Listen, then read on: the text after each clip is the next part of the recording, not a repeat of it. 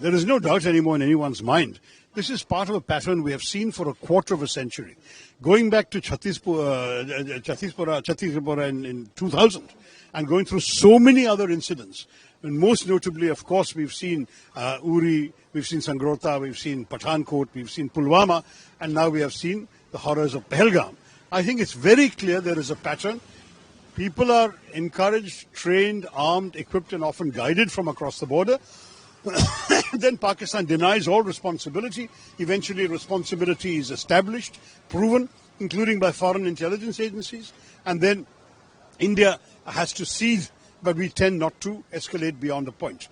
Last two times, there was some retaliation. After Uri, we sent, the government sent a surgical strike across the border. And after after Pulwama, there was the Balakot airstrike. Now, today, I think we're going to see something more than that. I think it's very clear that while we have a whole range of options, diplomatic, economic, intelligence sharing, covert action, overt action, all of that, some sort of visible military response is unavoidable. I think the nation is demanding it and expecting it.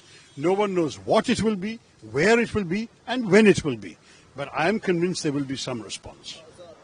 Listen, these are the people who were invited to participate in the investigation into Pathankot. They sent their intelligence.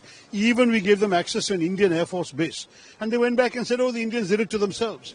I will have no interest personally in Pakistan's participation in any investigation. You do not ask a murderer to investigate his own murders. तो मैं उनसे एक सवाल पूछता हूँ, वो Congress party में है कि भारतीय जनता पार्टी में है? यही मोदी जी थे, जब वो प्राइम मिनिस्टर नहीं थे तो कहते थे कि समस्या सीमा पर नहीं है, केंद्र पर है। और दूसरी बात है कि यही मोदी जी प्रचार कर रहे थे कुछ दिन पहले, अब आतंकवादी ये नहीं है कि मार करके वापस चले जाएंगे। फिर यही मोदी जी अमित शाह कहते हैं कि अब तो आतंकवादियों की कमर टूट गई है।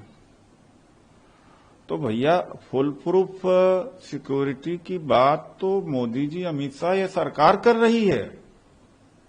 आप भारत सरकार को खंडन कर रहे हैं, सुपर बीजेपी मैन बन रहे हैं आप। उन्होंने दावा किया, हम थोड़ी कह रहे थे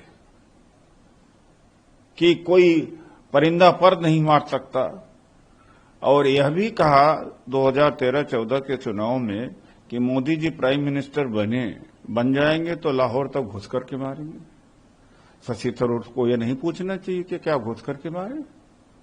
शशि थरूर को यह भी पूछना चाहिए कि कांग्रेस या यूपीए सरकार पीओके नहीं ले पाई, इसी पर बीजेपी घेरती है, तो शशि थरूर को पूछना चाहिए कि पीओके कब ले हैं आप? और शशि थरूर को यह भी पूछना चाहिए कि जो बैथरन है पहलगाम में, जो ऑल पार्टी मीटिंग में झूठ बोला कि तो 2 दिन पहले खुला और टूरिस्ट ने और वहां के ऑपरेटर ने बताया, नहीं पूरे साल खुला रहता है। तो शशि थरूर क्या वकील बन गए हैं क्या भारतीय जनता पार्टी का?